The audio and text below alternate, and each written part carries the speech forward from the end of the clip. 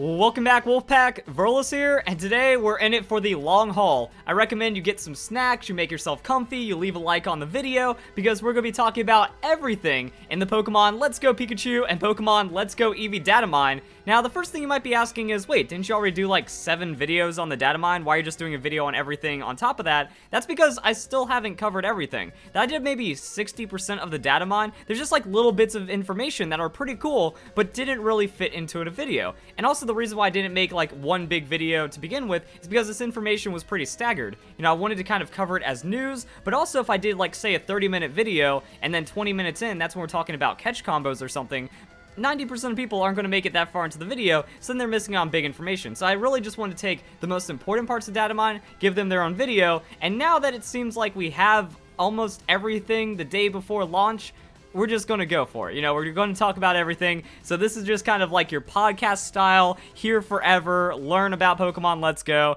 and maybe you find something you like, or maybe you see the things I didn't cover in the video. So first off, Meltan.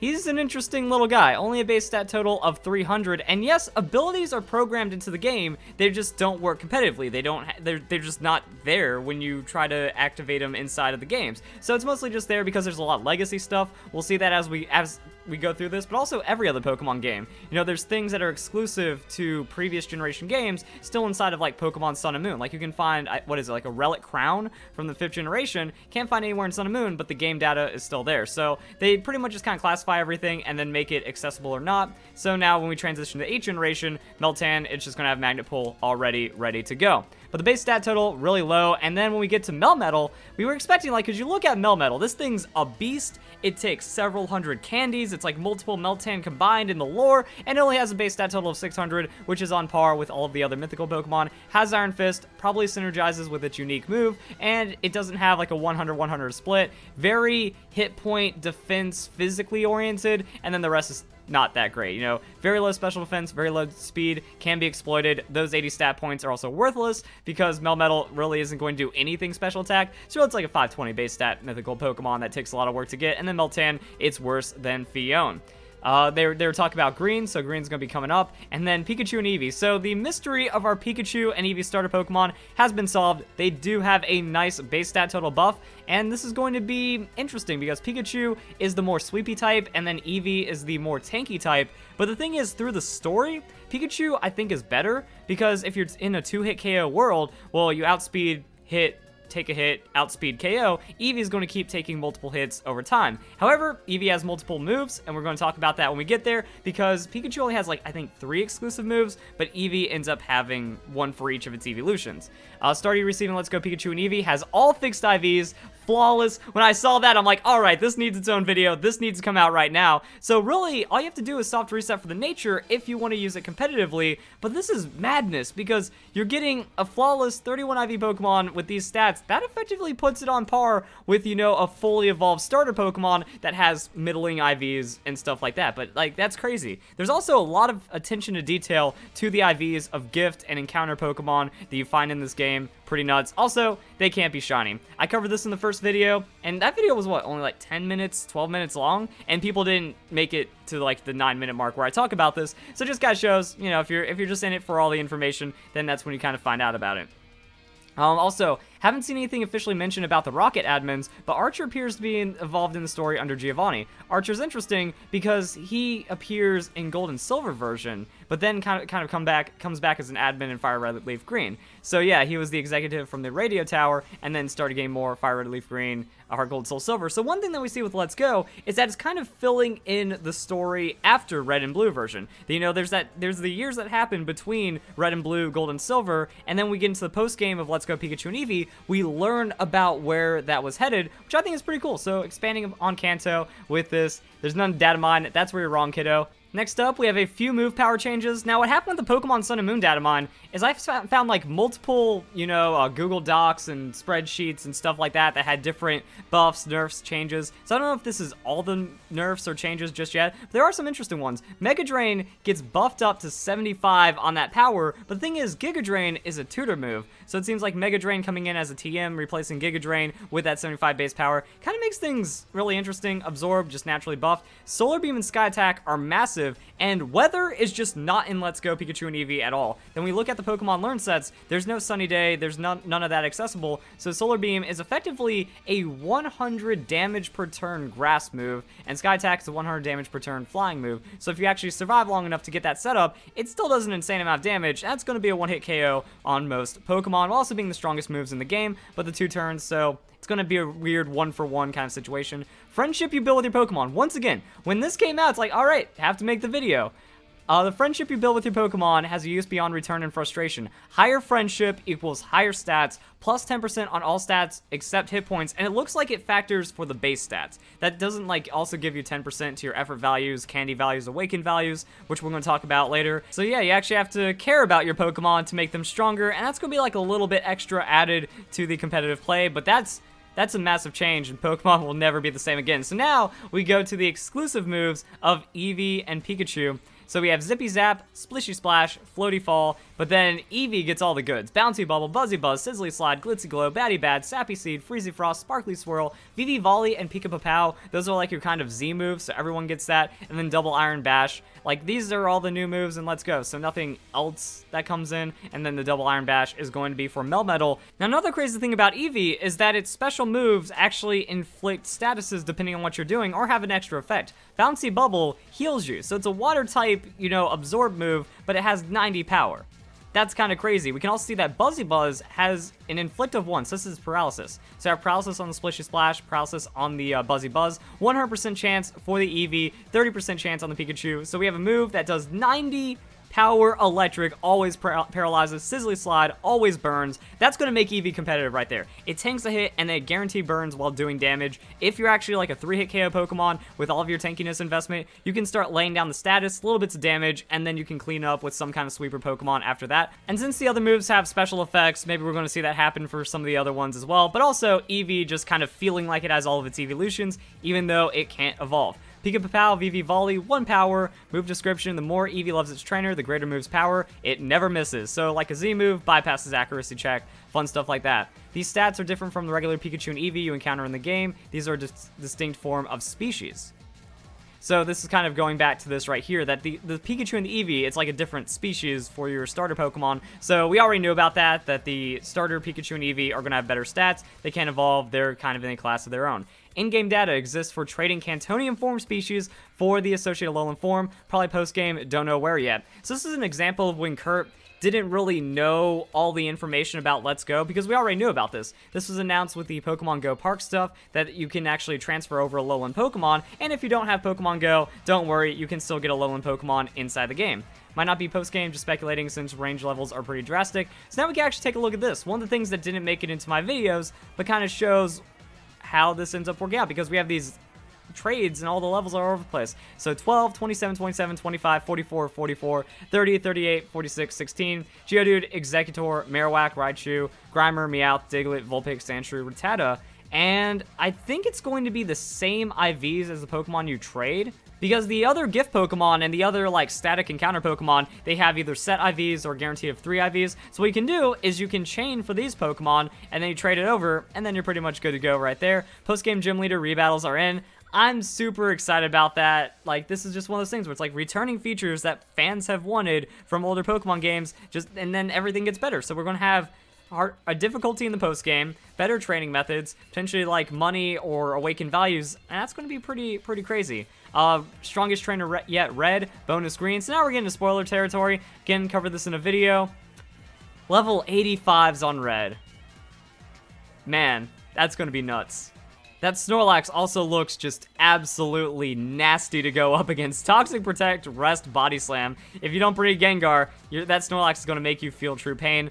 Then we also have Pokemon Trainer Green. So Green, she's going to be in Sterling Cave. It looks like she's going to test you before you go up against the level 70 Mewtwo, which I think is alright, and she has a pretty solid team. Next up, we have the TMs. I did a video talking about the TMs. Looks like no tutor moves, no egg moves. That's going to make things spicy. So if you want like a full breakdown, like if I'm going over something and you're interested in it, you can most likely find a full breakdown of what I'm talking about in the playlist. So I have a Pokemon Let's Go Pikachu and Eevee Datamine playlist. Find that description down below. Check out those videos if you want like the big breakdown down. Another thing are the Mega Stones. So I didn't talk about this in the videos, but your champion, so thrilled that you talked to me. I sell rare stones, mega awesome stones I bought overseas, and I'll sell them to you for the lowest price possible, champion.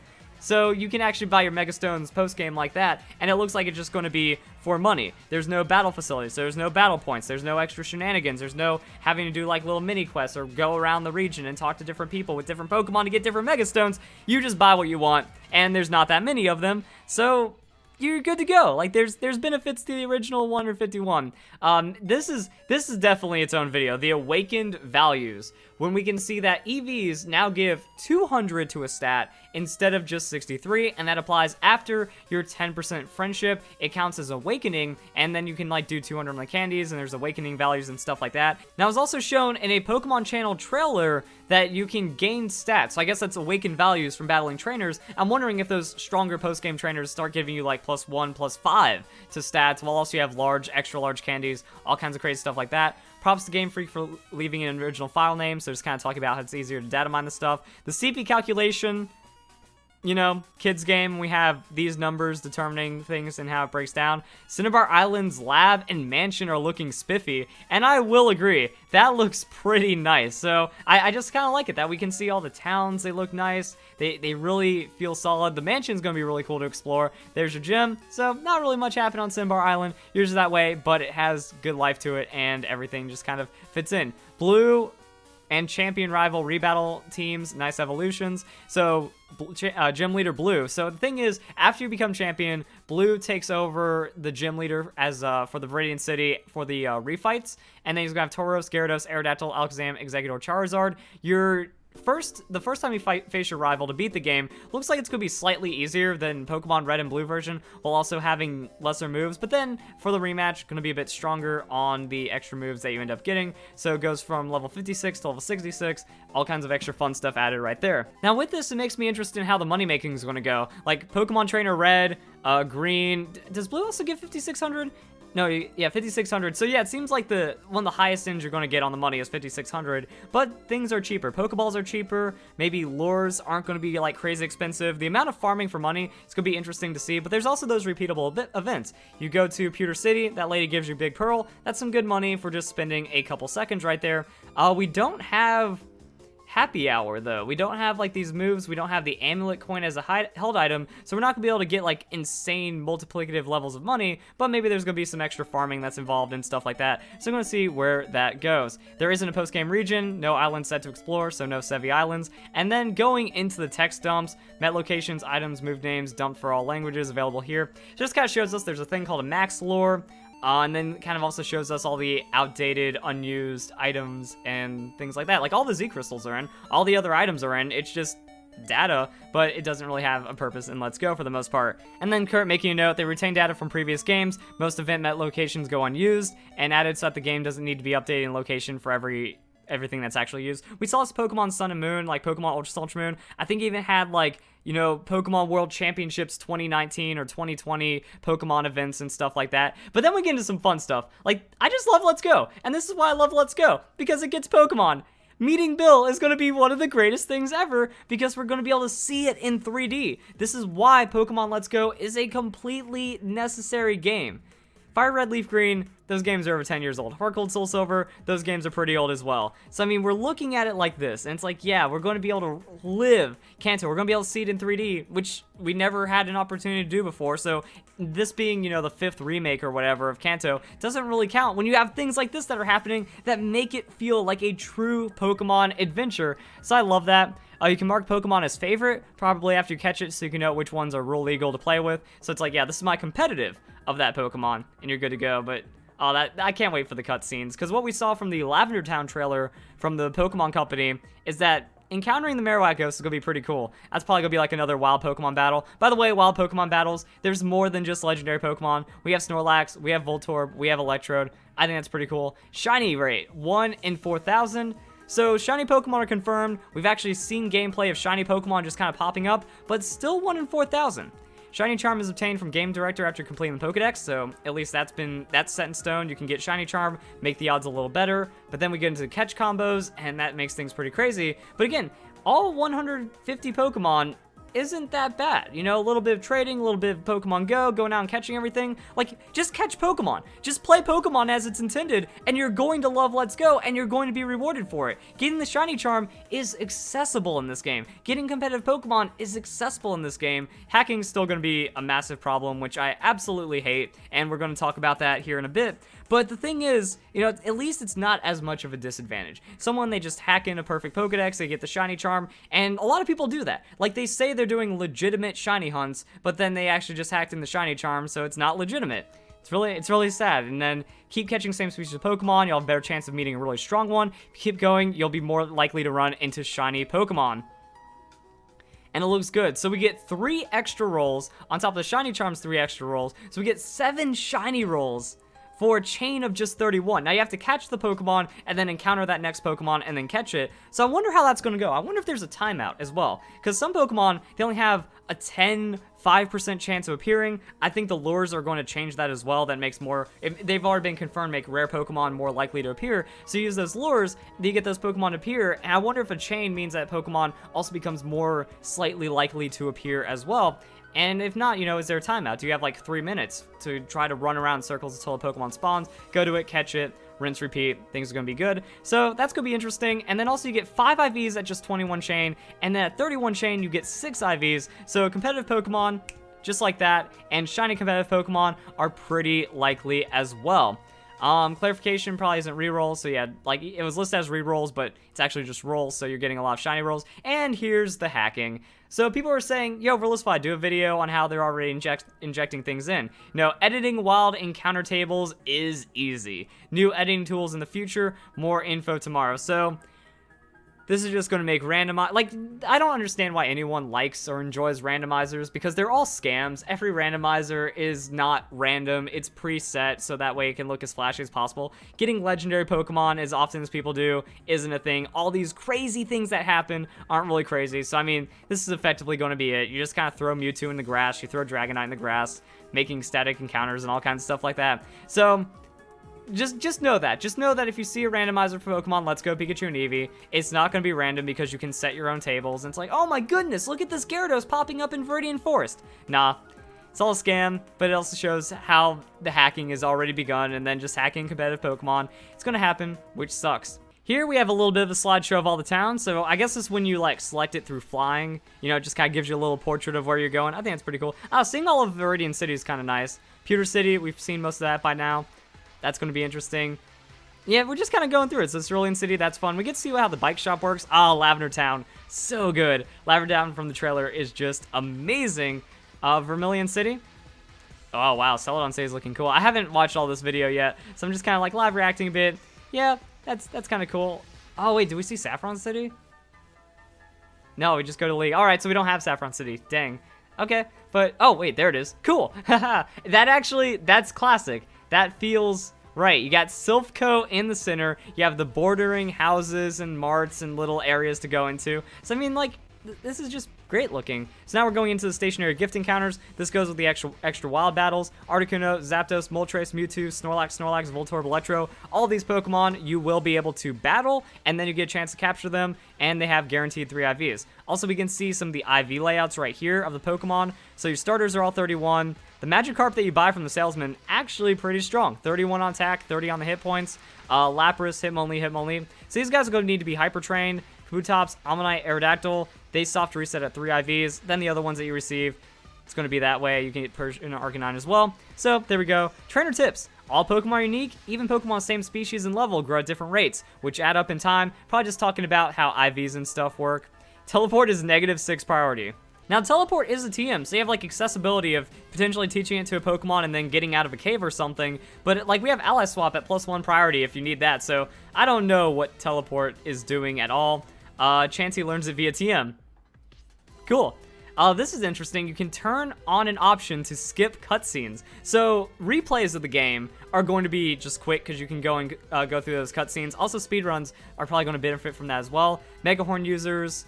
stuff, TM learn sets. So I did a video about this. It's pretty much where we can see, actually no wait, this TM learn set isn't the nice one. So we're going to go into the actual Pokemon learn sets. We also have the clothing trunk item names as well as the clothing.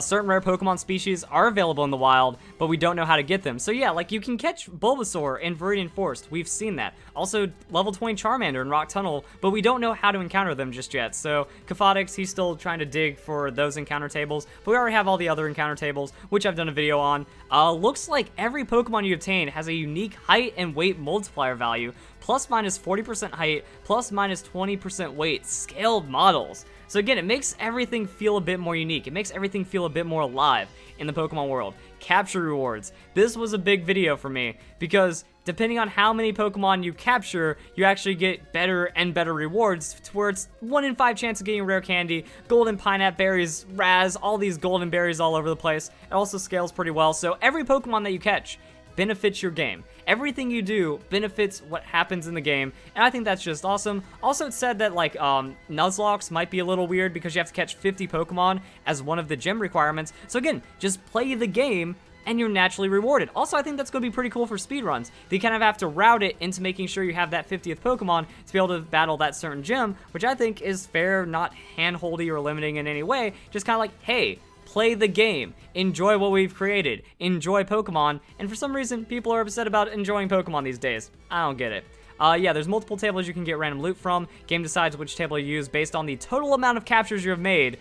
The thresholds and then tables are below. Hyper training is available. You can still get bottle caps. So pretty much you want to save your bottle caps for the event Pokemon. You want to get those event Pokemon or the like gift Pokemon up to level 100 so you can hyper train them, and then that's how you get like competitive Hitmonlee, Lapras, Hitmonchan, stuff like that.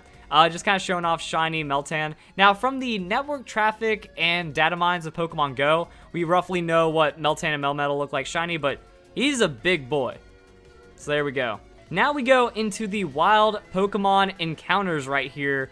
Oh man, like I was waiting until we get into the rare Pokemon encounters to kind of do it all. Also, these are eventually going to be guides and videos like finding the rarest Pokemon, where to find these Pokemon, how this is going to work out. So I didn't do a video on this entirely, but it is kind of cool. So you can see that some Pokemon are really interesting. Like there's a thing called a Sky encounter, and Pidgeot can be found that way. Also, there's like some areas where evolved Pokemon can appear under level, like a level 6 Beedrill. So we're going to see some pretty cool stuff coming out of the encounters, and that's something you can find through the data mine. Still trying to locate where the rare encounters are stored. I still think it's tied to lures because that's what the Pokemon Company suggested. So maybe there's some kind of like lure table. It must be tucked away somewhere, non-obviously. All trainer data, so we can find all the trainers and how they're set up and their Pokemon. So yeah, we have Pokemon Trainer Rival is gonna have Pidgey and then Pikachu depending on which game you have, and then all of these other things. So Pokemon Trainer, oh, these are just, okay, so it's all the rival encounters. I didn't go through these as well because it doesn't really mean too much unless you're looking for specific stuff, like Elite Four. Bruno, level 52 is level 53, 5 Pokemon, 3 moves each, so it goes from 3 moves into 4 for those rematches, which tells me that maybe because of how Victory Road is going to be changed, you know, maybe there's not as many battles in Victory Road, maybe there's not as many Pokemon catch experience growth in Victory Road, so that means Pokemon that you get there, they're going to be under-leveled, so it's not going to be quite like Pokemon Red and Blue version. We're going to see how that difficulty ends up going, just finding some random ones, yeah. Nerd, Joven, level 10 Grimer, Josh, level 8 Sandshrew. So different Pokemon, different levels. It's all the trainers, and let's go Pikachu and Eevee. Learn sets. This is where we see TMs, level ups, that's it. But some Pokemon, they actually have some of their egg moves given base. So we have Squirtle. Actually, no, not Squirtle. Blastoise. So we can get a Blastoise, level 1, Fake Out. So Flash Cannon, Fake Out, Aqua Jet. These moves, they're not going to be TMs, they're not going to be tutors, they're not going to be egg moves. These are just the moves that the Pokemon end up learning. Same with Metapod. Oh man, that Metapod Master Trainer is going to be something else. Just Tackle, String Shot, and Harden is all you got. No cheese, no shenanigans. And then we can even see, you know, some of these other Pokemon. They've got some good stuff going for them. If we look at the TM list, there's a mix of like Gen 1, Gen 6, Gen 7, all kinds of moves all over the place. Tutor moves have actually found their way into the TMs as well, but that's kind of it, and it leads to some pretty wacky movesets. No Baton Pass exists in the game. People were saying there's absolutely no synthesis as well, so that's what we're dealing with. There's going to be some things missing, very little double team, so we're going to have to kind of adapt to a new meta with what's going on, and that's really just going to make itself known as we kind of make it. Now we're at the end of the video, so I'm recording this the day before, which means if new information comes, it's just going to be added in probably around this point in the video, but character spoilers. So sorry guys, it looks like there's no Lily, but Mina is hanging around, and then she ended up giving you a bottle cap after you defeat her. So that kind of goes into the hyper training. I wonder if she's going to be repeatable. Like, you can battle her every day and then get a bottle cap or something. Gold bottle caps still exist and have functionality, so maybe that's going to be through events or something like that. It's going to be really interesting to see how this goes. And then trainers from Alola will have Pokemon trade for you. So we're going to see how those trainers end up playing out as well. And that's everything that we have right now, guys. So again, this is a long, boring video. I'd be very surprised if anyone made it this far. I did a video on most of the stuff. Like I said, there were still a few things I wasn't able to talk about because they didn't have a place. Also because YouTube's broken. I can only upload so many videos in such amount of time, and then people will be able to watch so much. So there's that going on. What's this? Oh, here's the base image. Oh, this was a reply to someone. So we have a base image of Kanto, which I think looks pretty cool. And everything's just well thought out. Everything is amazing. These games are great, and some of the way that there's been new mechanics implemented is just straight up perfection. So hope you guys enjoy the video. Hope you all have a nice day. Thank you very much for watching.